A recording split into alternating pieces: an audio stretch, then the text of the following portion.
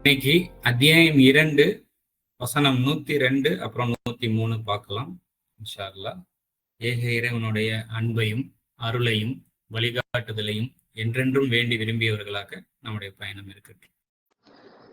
அத்தபஉ மா தத்துலு அஷ்ஷயாத்தீனு அலா முல்கி சுலைமான் வமா கஃபர சுலைமானு வலாகின்ன அஷ்ஷயாத்தீன கஃபரு யுஅல்லிமூனன்னாஸ அஸ்ஸிஹ்ர வமா உன்சில அலா அல் மலகைனி பி பாபில ஹாருத்த வமாருத்த வமா யுஅல்லிமானி மின் அஹதின் ஹத்தா யகூலா இன்னமா நஹ்னு ஃபித்னது ஃபலா தக்ஃபுர் ஃபயதஅல்லமூன மின்ஹுமா மா யுஃபர்ரிகூன பிஹி பைன அல் மர்இ வ ஸௌஜிஹி வமா ஹும் பில்லாரீன பிஹி மின் அஹதின் இல்லா பிஇத்னில்லாஹி வ யதஅல்லமூன மா யலுர்ருஹும் வலா யன்ஃபஉஹும் வலகது அலிமு லமனி அஸ்தராஹு மா லஹு ஃபில் ஆஹிரதி மின் ஹலாக்கின் வல பேஸ மா ஷரவ் பிஹி அன்ஃபுஸஹும் லவ் கானு யஅலமூன் வலவ் அன்னஹும் ஆமனு வத்தகவ் ல மஷூபத்தும் மின் இந்தில்லாஹி ஹைரும் love Kanu யஅலமூன். Word by word பார்த்துடலாம். அத்தபஉ அப்படின்னு சொல்லிட்டு வருது, பின்பற்றுகின்றனர் அப்படின்னு சொல்லிட்டு வருது. அவர்கள் பின்பற்றுகின்றனர், பின்பற்றுவது அப்படின்னு சொல்லிட்டு யாரையோ ஒரு நபர்களை குறிப்பிடுது. ஸோ அந்த அவர்கள் யாரு, யாரை எதை பின்பற்றுகின்றனர் அப்படிங்கிறது கேள்வி வருது இல்லையா? எதை பின்பற்றுகின்றனர்ங்கிறது இந்த வசனத்திலே வருது. யாரு அப்படி யாரை ஹைலைட் பண்ணுது அப்படிங்கிறது இதுக்கு முந்தின வசனத்துல வருது. இதுக்கு முந்தின வசனத்துல என்ன, நம்ம கிட்ட நடக்கக்கூடிய விஷயம், நம்ம சுத்தி இருக்கக்கூடிய சூழல்களுக்கு இறைவன் தரப்பிலிருந்து அதுக்கு சொல்யூஷன் ஏற்படுத்தக்கூடிய வகையில, அதுல இருந்து நியாயமாக செயல்படக்கூடிய வகையில இறைவன் தரப்பிலிருந்து தூது நம்ம கிட்ட வரும்போது அதை உதாசனம் செஞ்சு இறைவனுடைய வேத கோட்பாடுகளை முதுகுக்கு பின்னால் ஆக்குறாங்க இல்லையா? சோ அந்த மாதிரியான நபர்கள், சோ அவர்கள் அப்படிங்கிறது தான். சோ அவர்கள் பின்பற்றுவது என்ன, அதை முதுகுக்கு பின்னால் ஆக்கிட்டு எதை பின்பற்றுகின்றனர் அப்படிங்கிற ஒரு கேள்வியில பதில். ஸோ அவர்கள் பின்பற்றுகின்றனர் மா தத்துலு சயாத்தீனு அலா முல்கி சுலைமான். ஸோ சுலைமான் ஆட்சியின் மீது அல்லது சுலைமான் அரசாங்கத்தின் மீது செய்தான்கள் ஓதியதை இல்ல செய்தான்கள் ஓதி வந்ததை பின்பற்றுகின்றனர், தீயோன்கள் ஓதி வந்ததை. ஸோ இங்க சுலைமான் அப்படிங்கிற ஒரு விஷயத்துல ஒரு பெயர் சொல்லாக இருந்தாலும் இதற்குள்ள ஒரு அர்த்தம் இருக்கும். என்னதான் ஒரு எல்லா பெயர்களுக்கும் ஒரு காரணம் இருக்கும் இல்லையா? காரண பெயர். இப்போ எழுதுகோள்னு சொன்னோம் அப்படின்னா எழுதக்கூடிய கோள்கள் அப்படின்னு சொல்லிட்டு எழுதுவதற்கு அதுல ஒரு அர்த்தம் வெளிப்படுது. ஸோ சுலைமான் அப்படிங்கும் போது அந்த சீன் லாம் மீம் அந்த எழுத்துக்கள், மூல எழுத்துக்கள் அதற்குள்ள அடங்கி இருக்கு.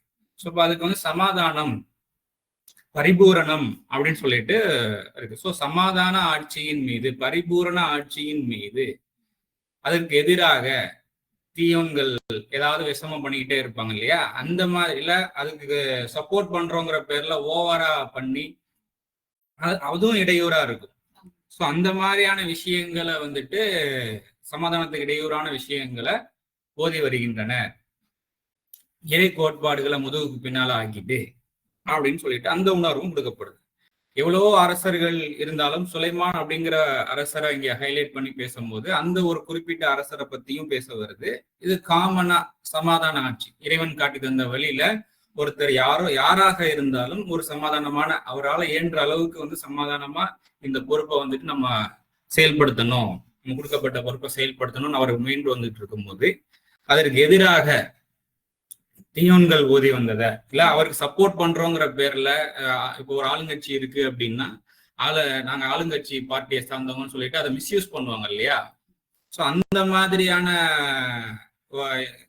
அரசர் சொல்லிட்டாரு, தலைவர் சொல்லிட்டாருன்னு சொல்லிட்டு இல்லாத பொல்லாதெல்லாம் சொல்லிக்கிட்டு இருப்பாங்க. ஸோ அந்த மாதிரியான விஷயங்களை பின்பற்றி வந்துகிட்டு இருக்காங்க. அதுவும் அந்த யார் தலைவரோ அவர் பேர்லயே பண்ணுவாங்க. எங்க கிங்கு சொல்லிட்டாரு, எங்க தலைவர் சொல்லிட்டாரு அப்படின்னு சொல்லிட்டு. ஸோ அந்த மாதிரி அப்ப இறை கோட்பாடுகளை முதுகுக்கு பின்னால ஆக்குனா இதுதான், இந்த மாதிரியான மோசமான நிலைக்கு இதான் பின்பற்றிக்கிட்டு இருக்காங்க அப்படிங்கிறது இங்க நினைவூட்டப்படுது. வமா கஃபர சுலைமானோ, சுலைமானோ வந்துட்டு நிராகரிப்பவர் கிடையாது. இதை இன்னொரு வகையாகவும் புரிந்து கொள்ளலாம். சமாதானமான விஷயம் வந்துட்டு நிராகரிக்கக்கூடிய விஷயம் கிடையாது. நிராகரிப்பதா என்ன? சோ ஆனாலும் வலாக்கின்ன, ஆனாலும் சைத்தான் தீயோன்கள் வந்துட்டு நிராகரிக்கின்றன. சமாதானமான விஷயங்களை கவனிக்காம அனலைஸ் பண்ணாம தீயோன்கள், தீய குணம் படைத்தவர்கள் வந்துட்டு அதை வந்து நிராகரிக்கின்றனர். இன்னும் என்ன பண்றாங்க அப்படின்னா, அல்லிமூனன்னாச சிஹ்ர, சிஹ்ர அப்படின்னா வந்துட்டு மேஜிக் அப்படின்னு சொல்லி போட்டிருக்காங்க. சூனியம், சூனியம் அப்படிங்கிறத இன்னும் நம்ம அதை ஆழமா சிந்திச்சு பார்க்கும்போது பூஜ்ஜியம், ஜீரோ, ஜீரோ அப்படிங்கிற ஒரு விஷயம் ஏற்படுது. ஒண்ணுமே இல்லாத, ஒரு பிரயோஜனமே இல்லாத விஷயங்களை வந்துட்டு மனிதர்களுக்கு அறிவித்து கொடுக்கின்றனர் அப்படிங்கிறது தான். அதுக்கப்புறம் வமா உன்சில அலா மலக்கைனி பிபாபில, பிபாபில ஹாரூத்த வ மாரூத்த. சோ பாபில் அப்படின்னு, பாபிலில் அப்படின்னு சொல்லிட்டு வருது. பி பாபிலன்னா பாபிலில் அல்ல பாபிலை கொண்டு அப்படின்னு அர்த்தம். அங்கே வந்துட்டு ஹாரூத் மாரூத் என்ற வந்துட்டு மலக்குமார்கள் மீது இறக்கப்பட்டதையும் வந்துட்டு அறிவித்துக் கொடுக்கின்றனர். மலக்கைனி அப்படிங்கும் போது டியூவல் ஃபார்ம், இரண்டு வானவர்கள். அந்த இரண்டு யாருன்னா ஹாரூத் மாரூத். இந்த ஹாரூத் மாரூத் இந்த வார்த்தைக்கு பின்னாடி இருக்கக்கூடிய அர்த்தம், பாபில்னா என்ன அப்படிங்கிற அந்த கேள்விகள்லாம் வைக்கும் போது அதற்கு உண்டான தெளிவுகள் உனக்கு கொஞ்சம் நெஞ்சம் கிடைக்குது. இருந்தாலும் போதுமான தெளிவுகள் அந்த சொற்பிறப்பியல் மொழியியல் ரீதியாக கிடைக்காட்டினாலும், இப்போதைக்கு நமக்கு கிடைக்காட்டினாலும், இதுக்கு அடுத்து வரக்கூடிய பாயிண்ட்ஸ் எல்லாம் வந்துட்டு அது என்ன சொல்ல வருது, இந்த பாபில் ஹாரூத் மாரூத் இந்த இடத்துல இரு மலக்குகள் கிட்ட இருந்து இறக்கப்பட்டதையும் வந்துட்டு கற்றுக் கொடுக்கின்றனர் அப்படின்னு சொல்லப்படுது. அது என்ன அப்படிங்கிறது அதுக்கு அடுத்து வரக்கூடிய பாயிண்ட் வந்து நம்மளுக்கு கிளாரிட்டி கொடுக்குது. அந்த அந்த இரண்டு மலக்குமார்களும் வந்துட்டு என்ன சொல்லியிருக்காங்க அப்படின்னா, வமா வல்லிமானி மின் அஹதின் ஹத்தா யகூலா இன்னமா நஹ்னு ஃபித்னத். அதாவது சோதனையாக நிச்சயமாக நாங்கள் சோதனையே என இருவரும் கூறும் வரை எவரொருவருக்கும் அவ்விருவரும் வந்துட்டு அறிவித்து கொடுக்கவில்லை. எல்லாம் இந்த அறிவித்து கொடுக்கவில்லை இடத்துல வந்து டிவல் வருது.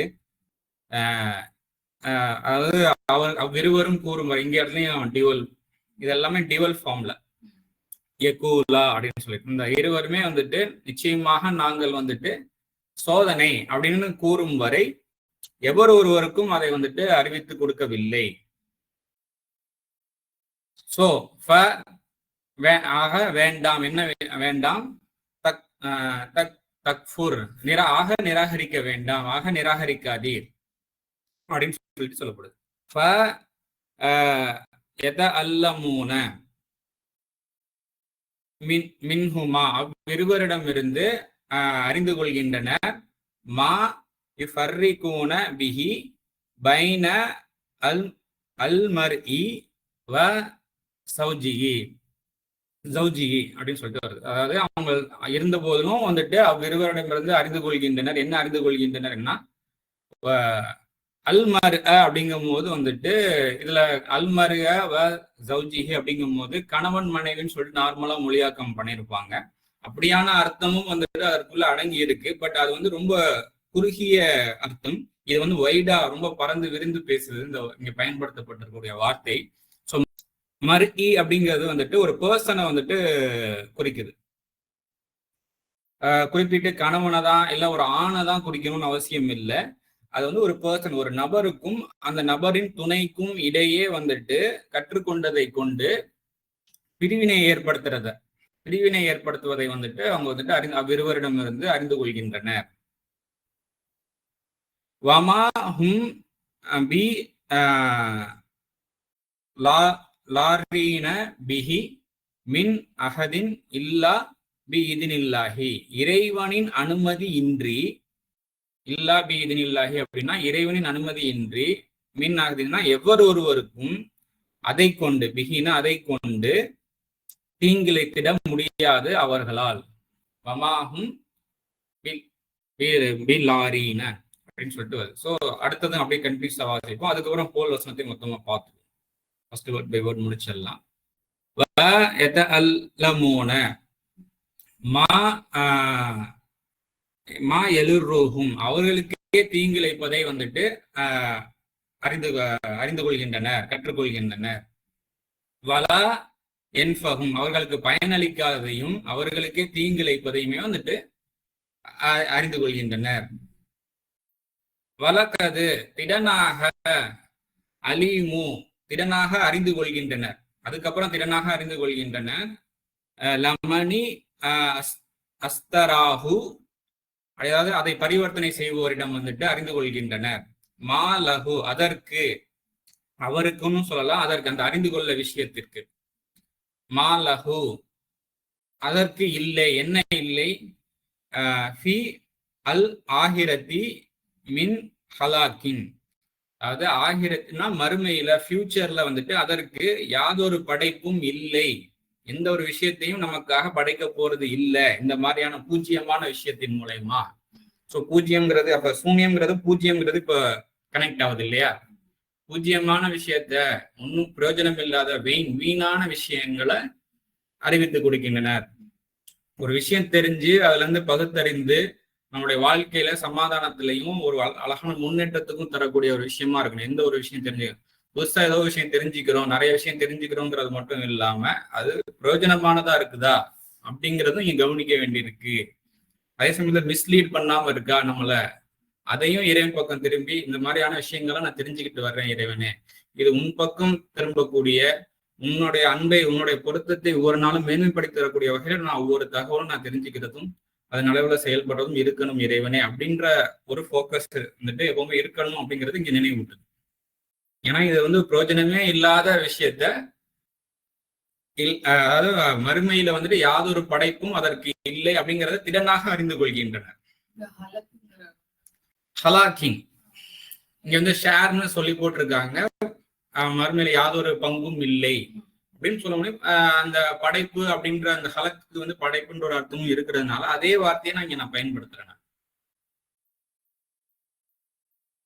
வல பேச மா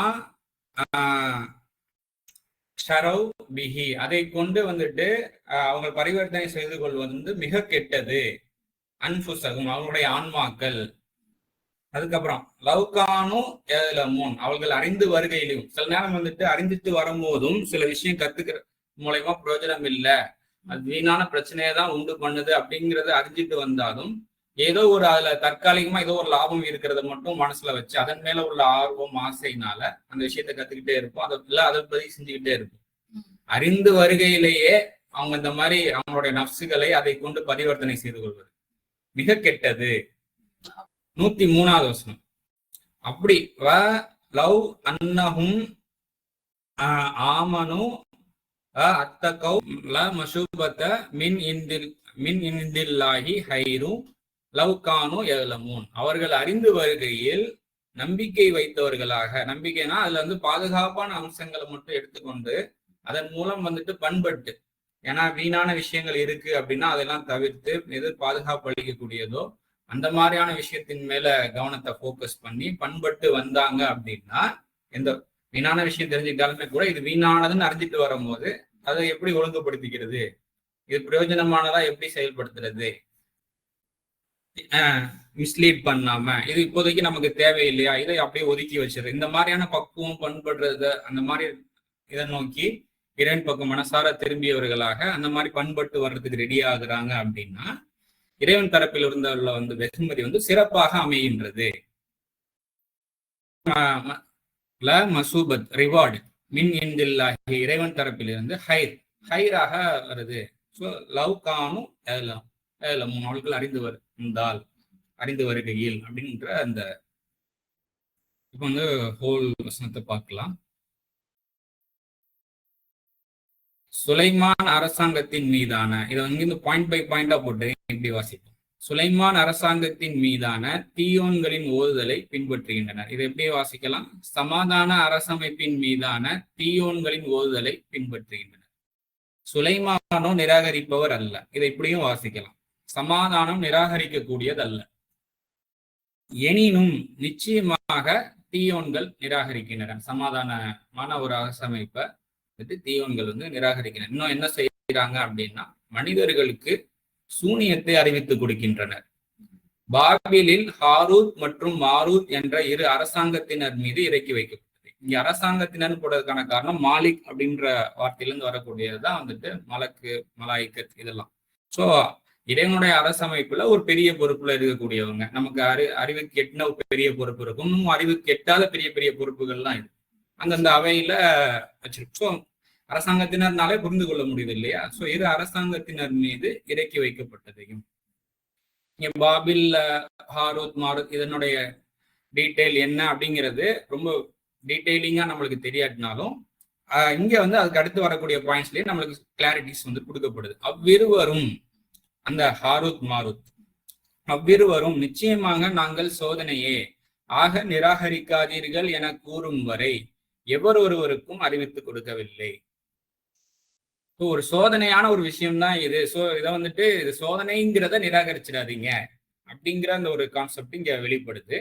சோ இருந்த போதிலும் வந்துட்டு அவ்விருவரிடமிருந்து அதை கொண்டு ஒரு நபருக்கும் அவரது துணைக்கும் இடையே பாகுபாடு அல்லது பிரிவினை உண்டாக்குவதை அறிந்து கொள்கின்றனர். இங்க நார்மலா வந்துட்டு கணவன் மனைவின்னு சொல்லி போட்டிருப்பாங்க. இங்க ஒரு நபருக்கும் அவரது துணைக்கும் அப்படின்னு சொல்லிட்டு வருது இல்லையா? சோ அல் கூட இங்க வந்துருச்சு. சோ இப்போ வந்துட்டு சுலைமான் அப்படிங்கிறத வந்துட்டு ஒரு நபராக எடுக்கும் போது ஒரு புரிதல் இருக்கு. அந்த வந்து சுலைமான்ங்கிறது அங்க உள்ள ஒரு குணத்தை பேசுது, அங்க ஒரு பண்பை பேசுது, அதாவது சமாதான அரசமைப்பு. சோ இறைவனுடைய தீன் வந்துட்டு சமாதானம் தான், சமத்துவம் தான் சொல்லுது. அந்த மாதிரியான சமாதான அடிப்படையில அரசமைப்பின் மீது தீயங்களை ஓதலை வந்துட்டு பின்பற்றினும் போது இந்த ஒரு நபர் அல் மரின்னு சொல்லிட்டு வருது இல்லையா? சோ அந்த நபர் அந்த அரசாங்கத்துல தலைமை பொறுப்புல இருப்பாங்க. அவரால் இயன்ற அளவுக்கு வந்துட்டு ஏதோ ஒரு வகையில இறைவன் காட்டி தந்த வழியில அவர் வந்து செயல்பட்டு வருவாரு. சோ அதுல இருக்கக்கூடிய குறைகள் இதையெல்லாம் வந்து ஹைலைட் பண்ணி அவருக்கும் அவங்களுக்கு சப்போர்ட்டிவா நடக்கக்கூடிய அந்த செயல்பாடுகள், ஒரு சில செயல்பாடுகள் வந்து ப்ராக்ரஸ்ல இருக்கும், அது முழுமையடையாம இருக்கும், அதுல சின்ன சின்ன சேலஞ்சிங்ஸ் இருக்கும், அதுல நடக்கக்கூடிய சின்ன சின்ன குறைகள் இதையெல்லாம் பெருசுப்படுத்தி அங்க வந்துட்டு அங்க சமாதானத்தை வந்து குலைக்கிறது. அந்த மாதிரியான விஷயத்தை தான் வந்துட்டு அவங்க அறிந்து கொள்கின்றனர் அறகுறை நாலேஜை வச்சு அப்படிங்கிற ஒரு அண்டர்ஸ்டாண்டிங்கும் வருது. இன்னொன்னு, நார்மலா ஒரு நபருக்கும் ஒரு துணைக்கும் போது நம்முடைய கணவன் மனைவியை தாண்டி நம்முடைய சோல்குள்ளேயே வந்துட்டு நமக்கு ஏற்படக்கூடிய நல்லுணர்வுகள் நமக்கு ரொம்ப ஆறுதல் அளிக்கக்கூடியதா இருக்கும், நமக்கு ரொம்ப சப்போர்ட்டிவா நமக்கு துணையா நிற்கும். ஸோ அதை அப்படியும் புரிந்து கொள்ள முடியும். அதுக்கு துணையான ஒரு வசனங்கள் இருக்கு, அதை நம்ம இப்ப பார்ப்போம். தொடர்புடைய வசனங்கள் அத்தியாயம் 3 வசனம் 164 எடுத்துக்கிட்டோம் அப்படின்னா, நம்பிக்கை கொண்டவர்கள் மீது திடனாக இறைவன் அருள் புரிகின்றான், அவர்களது ஆன்மாக்களில் இருந்தே தூதை அவர்களுக்குள் எழுப்புகின்றான். அவர்களது ஆன்மாக்களில் இருந்தே தூதை அவர்களுக்குள் எழுப்புகின்றான், அவனது அத்தாட்சிகளை அவர்கள் மீது ஓதுகின்றான். தூது நம்ம சோல்குள்ள இருந்து வரக்கூடிய தூது, மெசேஜ். அவர்களை தூய்மைப்படுத்துகின்றது, வேதத்தையும் ஞான தீர்வையும் அவர்களுக்கு அறிவித்துக் கொடுக்கின்றது. முன்பிருந்தபடியே இருப்பார்களாயின் தெளிவான வழிகேட்டிலேயே இருப்பர். இன்னொன்னு அத்தியாயம் 9 வசனம் 128, திடனாக உங்கள் ஆன்மாக்களில் இருந்தே தூதானது உங்களிடம் வருகின்றது, நீங்கள் துன்பத்திற்கு உள்ளானதன் மீது வல்லமையாக உள்ளது. வல்லமையான நம்ம துன்பத்திற்கு எதுவும் உள்ளாயிருக்கோம் அப்படின்னா அதன் நீக்கக்கூடிய வகையில அந்த தூது செய்தி வந்துட்டு வல்லமை மிக்கதாக இருக்கும் இறைவன் தரப்புல இருந்து வரும்போது. சோ உங்கள் மீது அக்கறையாக உள்ளது, நம்பிக்கை கொண்டவர்களுடன் பரிவாக கருணையாக இருக்குது. ஸோ பாதுகாப்பு அம்சத்தோட பிறருக்கு தொந்தரவு இல்லாம பிறர் மூலமா நானும் தொந்தரவுக்கு உள்ளாகாத ஒரு வாழ்க்கையை வாழணும்னு நம்பிக்கையோட இருப்பாங்களே, அவங்க மீது வந்துட்டு அந்த தூது வந்து ரொம்ப பரிவாக கருணையாக இருக்கின்றது. இன்னும் அத்தியாயம் 30 வசனம் 21 தான் முக்கியமான பாயிண்ட். உங்களது ஆன்மாக்களில் இருந்து உங்களுக்காக ஜோடியை அல்லது துணையை படைத்து அதனிடம் நீங்கள் இளைப்பாறுதல், அப்புறம் உங்களிடையே நேசத்தையும் கருணையும் ஆக்குவது அவனது அத்தாட்சிகளில் உள்ளதாகும். சிந்திக்கின்ற மக்களுக்கு நிச்சயமாக அதில் அத்தாட்சி உள்ளது. ஸோ நம்முடைய சோல்ல இருந்தே நமக்கான பேஸ், நமக்கு துணையான உணர்வுகள், நல்லுணர்வுகள் வந்து ஏற்படுது இல்லையா? இந்த மாதிரியான நல்ல விஷயங்கள் நமக்குள்ள நடக்கக்கூடிய நல்ல விஷயங்களுக்கு டிஸ்டர்ப் பண்ற மாதிரியான விஷயங்கள் ஒன்றும் இல்லை. நம்மளுக்கு ஏதோ ஒரு நோய்வாய்ப்பட்டிருக்கும், அது வந்து சரியாயிடணும் அப்படின்ற ஒரு நல்லுணர்வு. அது இப்படிலாம் நடந்துகிட்ட கொஞ்சம் கொஞ்சம் ஒரு இடத்துல இந்த மாதிரியான விஷயங்களை எல்லாம் கொஞ்சம் சீர்படுத்திக்கிட்ட அப்படின்னா இதெல்லாம் சரியா போயிடும் அப்படின்ற ஒரு நல்லுணர்வு, அடுத்தடுத்து நல்ல ஆரோக்கியமும் வரும் அப்படின்னு உணர்வுகள் கொடுக்கப்படும். ஸோ அதை சீர்படுத்துறதுக்கு நம்ம ரெடி ஆகாம அதெல்லாம் சரியாவாது அப்படின்னு சொல்லிட்டு ஒரு எதிர்மறையான உணர்வு ஏற்படும் இல்லையா? நமக்கு நம்மளுடைய சோல்ல இருந்து நமக்கு துணையா வந்த நம்ம இளைப்பாறக்கூடிய இன்னும் என்ன சொல்றது கருணையான விஷயங்கள்லாம் நமக்குள்ள ஏற்படும், வழிகாட்டக்கூடிய விஷயங்கள் நமக்குள்ள ஏற்படும். அதற்கும் நமக்கும் இடையில ஒரு பிரிவினையை ஏற்படுத்தக்கூடிய வகையில வந்துட்டு சிந்தனையை எழுப்பி விடுறது. இந்த மாதிரியான ஓதலை இறை கோட்பாடுகளை முதுகுக்கு பின்னால ஆக்கி விட்டுட்டு தீய விஷயங்களை பின்பற்றி போறது. அதாவது அப்ப வந்துட்டு அந்த தீய விஷயம் ஷியோரா நடந்துருது. அந்த நிராசையான எண்ணம் வந்துட்டு உண்மையாயிடுது. ஸோ நிராசை வரும்போது என்ன பண்ணணும் அப்படின்னா அதையும் இறைவன் பக்கமே நம்ம திருப்பக்கூடிய ஒரு பிராக்டிஸை நம்ம மேற்கொள்ள வேண்டியிருக்கு. இறைவனே ஒரு மாதிரி நிராசையான எண்ணம் ஏற்படுது, என்னுடைய அத்தாட்சிகளை கொண்டு என்னுடைய நம்பிக்கையை வந்து வலுப்படுத்துவாயாக, வெற்று நம்பிக்கையாக இல்லாம அது சத்தியம் என்பதை அறிந்து கொள்ளக்கூடிய வகையில் அத்தாட்சியை பார்க்கக்கூடிய கவனிக்கக்கூடிய ஞானத்தை எனக்கு தந்தருள்வாயாக, இல்மை அறியும் திறனை அதிகரித்து தருவாயாக. அந்த தேவை இங்க வந்துட்டு நிராசை ஏற்படும் போதெல்லாம் வந்துடணும். இப்போ நிராசையினுடைய ரேஷியோ வந்து குறையும், இல்லாமலும் போகும். ஸோ இதுதான் இங்க நினைவூட்டப்படுது. ஹோல் வசனத்தை இங்க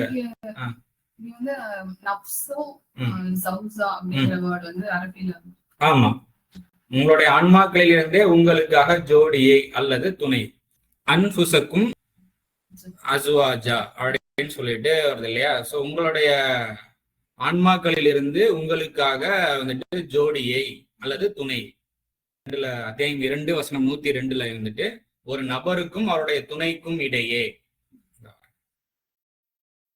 அல் மர்இ வ ஜௌஜிஹி, ஒரு நபருக்கும் அவரது துணைக்கும் இடையே. ஸோ சோல்ல இருந்தே வரக்கூடிய ஒரு பேர் இருக்கு இல்லையா, நமக்கு துணையாக வரக்கூடிய செய்திக்கும் இடையே. இப்படி வந்துட்டு ஒரு ஃபர்ஸ்ட் பர்சன், ஒரு தனி நபர் நம்ம ஒரு வாசிக்கிறோம் அப்படின்னா வேற எங்கேயும் போக தேவையில்லை, நமக்குள்ளேயே நடக்கக்கூடிய விஷயத்தையும் இந்த வசனம் வந்துட்டு ஹைலைட் பண்ணுது. ஸோ அதை கொண்டு அந்த மாதிரியான வந்துட்டு தீய விடயங்கள் தீய உணர்வுகள் நமக்குள்ள எழுந்தாலும் நம்ம இறைவன் பக்கம் திரும்பிய நிலையில இருக்கும் பொழுது அதை கொண்டு இறைவனின் அனுமதியின்றி எவர் ஒருவருக்கும் அவர்கள் தீங்கிழைத்திட முடியாது. அந்த மாதிரியான விஷயங்கள் தீங்கிழைத்திட முடியாது. ஒருவேளை நீங்க அந்த விஷயத்த சூனியத்தின் பக்கமே பூஜ்ஜியமான விஷயங்களை நிறைய தொடர்ந்து அதன் பக்கமே ஃபோக்கஸ் பண்ணிக்கிட்டு இருக்கீங்க, பிரிவினையான எண்ணங்களையே வந்து அதிகம் பார்க்குறீங்க சிந்திக்கிறீங்க அப்படின்னா அது என்ன பண்ணும் அப்படின்னா தங்களுக்கே தீங்கிழைப்பதையும் தங்களுக்கு பலன் அளிக்காதையுமே அறிந்து கொள்கின்றனர். அவர்கள் அதை பரிவர்த்தனை செய்வோரிடம் அந்த மாதிரியான விஷயங்களை தொடர்ந்து வந்துட்டு பரிவர்த்தனை செஞ்சுக்கிட்டு இருக்காங்க, அதுல டைம் ஸ்பெண்ட் பண்ணிக்கிட்டு இருக்காங்க, டயத்தை செலவு பண்ணி அந்த மாதிரியான விஷயத்துல அறிஞ்சுக்கிட்டு இருக்காங்க இல்லையா, அவங்க கிட்ட ஏன் நம்ம தெரிஞ்சுக்கிற முடியும். அதற்கு மறுமையில் யாதொரு படைப்பும் இல்லை என்பதையும் திடனாக அறிந்து கொள்ளினர். அவர்களும் அறிந்து கொள்வாங்க, பக்கத்துல இருக்கிறவங்களும் இந்த மாதிரியான விஷயத்த தெரிஞ்சு வச்சுக்கிறதுனால ஒரு யூஸும் கிடையாது ஃபியூச்சர் அப்படிங்கிறதையும் அறிந்து கொள்கின்றனர். அறிந்து வருபவர்களாக இருந்தும் தங்களது ஆன்மாக்களை அதை கொண்டு அவர்கள் பரிவர்த்தனை செய்து கொள்வது மிக கெட்டது. அறிந்து வருபவர்களாக இருந்தும் அந்த பூஜ்யமான விஷயங்களை தங்களுடைய ஆன்மாக்களை போட்டு வச்சிருக்கிறது வந்துட்டு டயத்தை ஸ்பெண்ட் பண்ணி டயத்தை செலவு பண்ணி இன்னும் என்னென்னத்தை செலவு பண்ணியோ இந்த ஒண்ணுமில்லாத விஷயத்த வந்துட்டு பரிவர்த்தனை செய்தவங்க வந்து அது கெட்டதுதான். பூஜ்யமான விஷயங்களுக்கு நம்ம டைத்தை ஸ்பெண்ட் பண்ணிருக்கோம், அந்த நேரத்தில் வேற ஏதாவது நல்ல விஷயம் பண்ணிருக்கலாம் இல்லையா. ஸோ அதெல்லாம் கெட்டதா அமைஞ்சு சில பெண்டிங்கான காரியங்கள்லாம் நிறைய ஆகி போயிடும். செய்ய வேண்டிய காரியங்கள் செய்யாம விட்டுருவோம், சில பொறுப்புகளை தவற விட்டுருவோம், பொறுப்போட நடந்து கொள்வதெல்லாம் போயிடும். ஸோ அதனால மிக கெட்டதா நெருக்கடி மிக்க வாழ்க்கையை நோக்கி அதை லீட் பண்ணும்.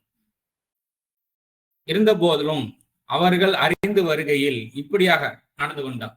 அடுத்தது, அவர்கள் அறிந்து வருகையில் நிச்சயமாக அவர்கள் நம்பிக்கை வைத்தவர்களாக பண்பட்டு வந்தாள். இந்த மாதிரி அறிந்துட்டு இது பூஜ்யமான விஷயம், யூஸ்லெஸ்ஸான விஷயம் அப்படிங்கிறது கொஞ்சம் கொஞ்சமா தெரிய வந்துகிட்டு இருக்கும் போது ஓகே, அப்ப இதை வந்து எப்படி நம்ம பிரயோஜனமா பயன்படுத்துறது, இது நமக்கு தேவையில்லாத விஷயம்னா அதை ஒதுக்கி வைக்கிறது, இந்த மாதிரியான பக்குவத்தோட நடந்து கொள்ள முற்படுகின்றால், அதுவும் இறைவன் பக்கம் திரும்பிய நிலையில இறைவனே வழிகாட்டுவாயாக அப்படின்னு அந்த செயல்பாடுகள் அமையும் போது இறைவன் தரப்பிலிருந்து வெகுமதி சிறப்பாக ஆகின்றது. பிரயோஜனம் இல்லாத விஷயத்தை வேற யாராவது வந்து சொல்ல வந்தாலுமே கூட அது பிரயோஜனமா பிரயோஜனம் இல்லையாங்கிறத பிரித்து பார்க்கக்கூடிய அளவுல அந்த சிறப்பான அந்த இல்முலாம் அங்க வரும் அப்படிங்கிறதா இங்க நினைவூட்டப்படும். இறைவன் தரப்பிலிருந்து வெகுமதி. இன்னும் சிறப்பான ஒரு வாழ்க்கைய வாழ முடியும், அழகான அமைதியான ஒரு வாழ்க்கையும் வாழ முடியும். ஏன்னா தக்குவாக்கு வந்துட்டு அழகான ஜன்னத்துனா தோட்டம், வாழ்வாதாரம் நிரம்பிய வாழ்க்கை இருக்கு. அழகான அதிக வெயிலும் இல்லாம அதிக குளிரும் இல்லாத மிதமான அழகான ஒரு வாழ்க்கையை நோக்கி தான் பயணிக்கப்படுவோம். இது தக்குவா. ஸோ பண்பட்டு வந்தால் இறைவன் தரப்பிலிருந்து வெகுமதி சிறப்பாக ஆகின்றதுன்னா இந்த மாதிரியான டெஃபினேஷன்லாம் குர்ஆன்ல இருக்கு. 364 கூட நஃப்ஸ்ல ரசூல் இருக்கு. ஆமா, நம்முடைய ஆன்மாக்களில் இருந்தே, அதாவது நம்பிக்கை கொண்டவர்கள் மீது திறனாக இறைவன் அருள் புரிகின்றான். அவர்களது ஆன்மாக்களில் இருந்தே தூதை அவர்களுக்குள் எழுப்புகின்றான். மன்னல்லாஹு அலல் மூமினின் இது பகுச ஃபீஹிம் ரசூலன் மின் அன்ஃபுசிஹிம். அன்ஃபுசிஹிம்னா வந்துட்டு அவர்களுடைய நப்சுகளில் இருந்தே தூதை அவர்களில் எழுப்புகின்றான். மூமின்கள், நம்பிக்கை கொண்டவர்கள் மீது அவனது அத்தாட்சிகளை அவர்கள் மீது ஓதுகின்றது, அவர்களை தூய்மைப்படுத்துகின்றது, வேதத்தையும் ஞான தீர்வையும் அவர்களுக்கு அறிவித்து கொடுக்கின்றது. இந்த மாதிரியான சமயத்திலையும் முன்பிருந்தபடியே செஞ்சுக்கிட்டு இருக்காங்க. தூய்மைப்படுத்தக்கூடிய நிலைமையிலையும் வந்துட்டு மிஸ்டேக்ஸே தொடர்ந்து பண்ணிட்டு இருக்காங்க அப்படின்னா தெளிவான வழிகேட்டில் தான் இருப்பாங்க அப்படிங்கிறது இங்க ஹைலைட் பண்ணக்கூடாது. இதுல முக்கியமான விஷயம் என்னன்னா, பிரிவினையான விஷயங்களை, பிரயோஜனம் இல்லாத விஷயங்களை அறிந்து அதுல ஃபோக்கஸ் பண்ணி, அதான் சொல்லுவாங்க இல்லையா, நல்லா இப்படி பேசுறதுக்கு மட்டும் நல்லா கத்து வச்சிருக்குற, தெரிஞ்சு பேசுறதுக்கு மட்டும், சமாதானமா பேசுறதுக்கு உனக்கு தெரியல, அமைதியா பேசுறதுக்கு தெரியல, இந்த மட்டும் நீ கத்து வச்சிருக்க அப்படின்னு சொல்லுவாங்க இல்லையா. அதாவது பூஜ்யமான விஷயத்த கத்துக்கிறது. ஒருத்தவங்க தலைமை பொறுப்புல இருக்கக்கூடியவங்க வந்துட்டு ஒரு தவறுகள் ஒரு சமுதாயத்துல நடக்கும் போது வந்துட்டு கொஞ்சம் ஸ்ட்ராங்கா போல்டா பேசுவாங்க. ஸோ அந்த மாதிரியான விஷயத்த நார்மலா உட்கார்ந்து வீட்லயும் வந்துட்டு அந்த மாதிரி கத்தி கத்தி பேசுனா எதுக்கு எடுத்தாலும் அப்படின்னா, அது வந்து எந்த இடத்துல அதுக்காக பேசினாங்க அப்படிங்கறத பார்க்காம எல்லா இடத்துலயும் அதை வந்து அப்ளை பண்ணும்போது, இல்லை இப்படி பேசுறதுக்கு மட்டும் கத்து, எதுக்காக அப்படி பண்ணாங்க அப்படிங்கிறதெல்லாம் நீ பிரிச்சு பார்க்கல, பகுத்தறியல அப்படிங்கிறதான். ஸோ இதையெல்லாம் பகுத்தறிஞ்சு செயல்படும் பொழுது ஒரு தனிநபரா நமக்கு இடத்துக்கு தகுந்த மாதிரி, நம்மளோட நிலை தகுதிக்கு தகுந்தாற் போல எப்படி செயல்படணும் அப்படிங்கிறதெல்லாம் இறைவன் அறிவித்து கொடுப்பான். அதற்கு அழகான வெகுமதியும் கிடைக்கும் அப்படிங்கிற அந்த உணர்வு இங்க கொடுக்கப்படுது. ஸோ இதுக்கு அடுத்து வரக்கூடிய வசனங்களை வரக்கூடிய நாட்கள்ல இன்ஷா அல்லாஹ் பார்ப்போம்.